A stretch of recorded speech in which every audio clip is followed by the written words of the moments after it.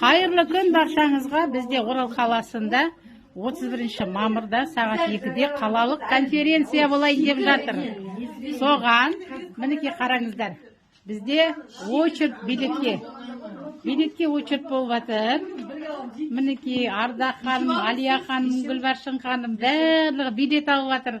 Ал билеттің саны шектеулі.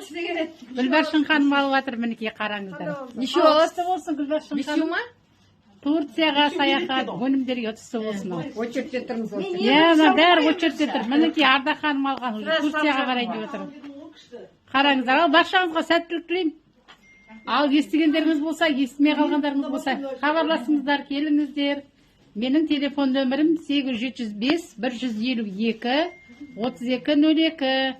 Я болмаса, осы жерде танитын кісілеріңізге хабарласып, билеттеріңізді алуға болады. Сәттілік баршаңызға.